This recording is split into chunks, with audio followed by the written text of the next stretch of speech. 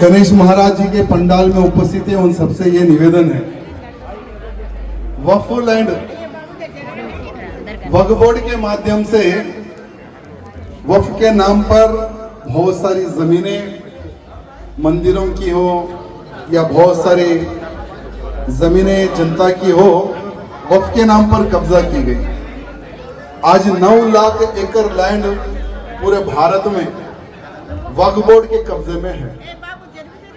तो केंद्र सरकार ने एक बहुत अच्छा निर्णय लिया कि वक्फ बोर्ड में संशोधन लाने के लिए जनता की राय पूछी है। तो आप सबको एक लिंक आया होगा, जस्ट आपको मेल करना है कि इसमें संशोधन होना है या नहीं होना है। और हम लोग जितने भी जो गणेश पंडाल है, हर पंडाल में घूम रहे हैं, सबको रिक्वेस्ट कर रहे हैं कि किसी भी हाल में आप लोगों को भी अपनी राय मेल के माध्यम से केंद्र को भेज सकते हैं। तो मैं चाहता हूं कि जितने भी यहाँ पर उपस्थित है, आप सबसे निवेदन है कि QR कोड भी वहां पर लगा हुआ है, जस्ट आपके फोन पे अगर स्कैन करेंगे तो ऑटोमेटिक पूरा मैटर आपको मेल ID आ जाएगा, उसमें मैटर आप लिखकर आप डायरेक्टली मेल कर सकते हैं।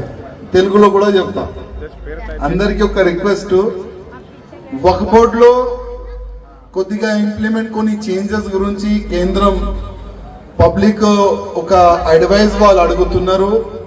QR కోడ్ కూడా ప్రతి ఒక్క మండపంలో కూడా చాలా వరకు పెడుతున్నారు। మీ అభిప్రాయం కూడా మీరు స్కాన్ చేసి మీరు మెయిల్ చేయొచ్చు కేంద్రంకి, మీ మనసులో ఉన్న ఆ విషయం కూడా మీరు కేంద్రంకి చెప్పొచ్చు। ఎందుకంటే మొత్తం భారతదేశంలో చాలా వరకు 9 లక్షల ఎకరాలు ల్యాండ్ ఈ వక్ఫ్ బోర్డులు కబ్జా చేసుకున్నారు।